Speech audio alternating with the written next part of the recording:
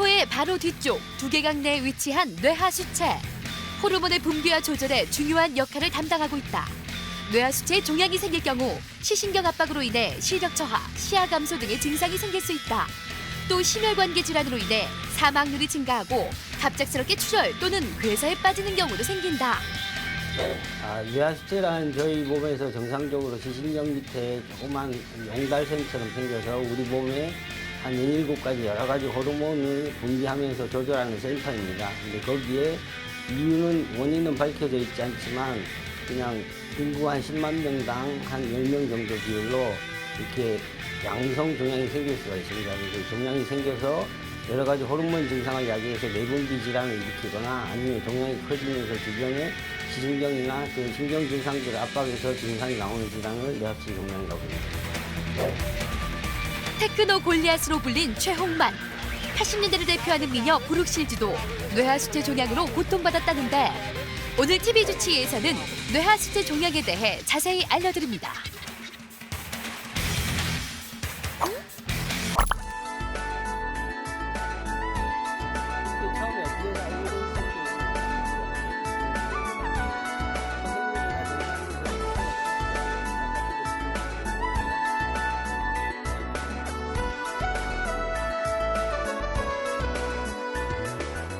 난소 한쪽을 제가 떼어냈거든요. 근데 집에 태어나서 집에 가보니까 가슴이 아이들 젖먹일 때처럼 젖이 도는 것처럼 그러더니 속옷을 벗으니까 요즘이 뚝뚝 떨어지더라고요. 그래서 산부인과에 연락해가지고 다음날 병원에 와서 알게 되었습니다. 집에서 가시고요. 그러면서 이게 남으면 호르몬이 계속 올라가서 또 문제생기고 잘 나오고 약도 전혀 없는 걸 봐서 앞으로는 걱정 안 하셔도 될 것 같고 다음 걱정. 보통은 임신해서 분만을 하고 난 다음에 이제 젖이 나와야 되는데 이제 임신 안 한 미혼 여성이나 혹은 저렇게 임신 안 한 상태의 이제 아주머님들도 젖이 나올 수가 있습니다. 그래서 그거는 이제 유주분비 호르몬이라고 하는 뇌하수체에서 나오는 호르몬 중에 하나가 많이 올라가서 이제 그런 증상이 나는 거고, 그럴 때는 이제 뇌하수체 종양을 의심할 수 있는데 사실은 그런 환경이 다른 환경도 많습니다. 그래서 그렇다고 해서 무조건 이 병이 다 있는 건 아니고요. 약물 치료를 하게 되면은 계속 평생을 약을 드셔야 되는 상황이 벌어지기 때문에 저번 같은 경우에는 수술하는 것이 본인이 더 원했기 때문에 그냥 수술적 치료를 해서 지금은 뭐 약도 필요 없고 전혀 완치된 상태로 앞으로 전혀 걱정 없이 지내실 수 있습니다.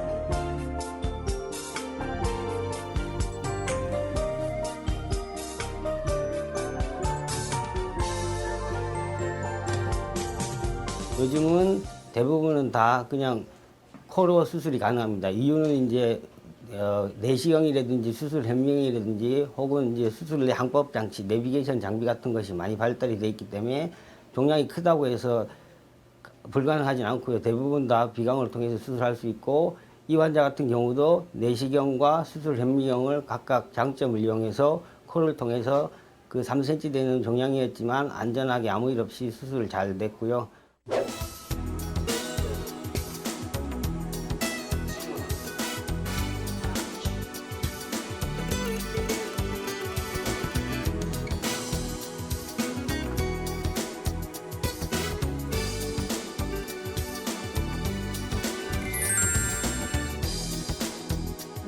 지금 여기는 보면 시신경하고 완전히 닿아서 물론 증상은 없었지만 조금만 더 컸었으면 이제 시력도 나빠지고 했었겠죠.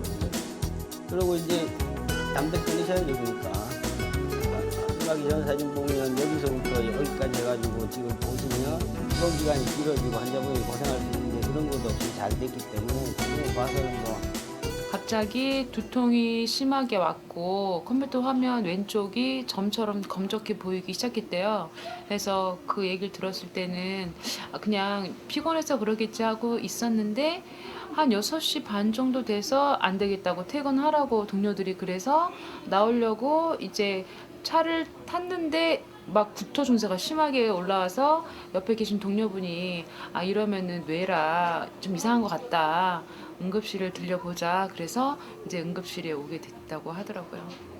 그냥 다 떨어지고 나니까 이제 여기에 정상적으로 보여야 되는 상황이에요. 보시면 여기 뇌하수체 줄기예요. 원래는 이 줄기가 지금 이 사진에서는 수술하다 여기가 다치면 평생 양보해야 되는 상황이 다 있거든요. 그러면 이제 지원해주고 그러면 이제 그 콧물 나는 거 우리가 코에 건드려서 자극받아가지고 콧물 나는 것처럼 좀 흐르는 거니까 신경 전혀 안 써요. 그냥 머릿속에 부르고 그런 거 절대 안 써요. 종양이 계속 커져서 위로 뇌를 압박하면서 시신경을 누르게 되면 이렇게 시력 소실과 함께 시야 감소가 됩니다. 그래서 심한 경우에는 영구적으로 시력을 잃어버릴 수도 있고요. 그거보다 더 심한 경우에는 안으로 계속 자라 들어가면서 뇌압을 상승시켜서 환자가 의식이 저하되든지 그 외에는 이제 호르몬 분비 기능으로서 내분비 이상을 초래할 수 있는데요. 이제 제일 흔한 것으로는 여성들의 불임, 불임으로 환자가 뭐 죽고 살고 하는 문제는 안 일으키지만 거인증이라든지 쿠싱병 같은 경우에는 당뇨나 심혈관 계통의 질환을 야기시켜서 한 5년이나 10년이 흐르고 나면 정상인보다 사망률이 2~3배 높은 질환이어서 이런 경우에는 반드시 치료해야 되는 질환입니다.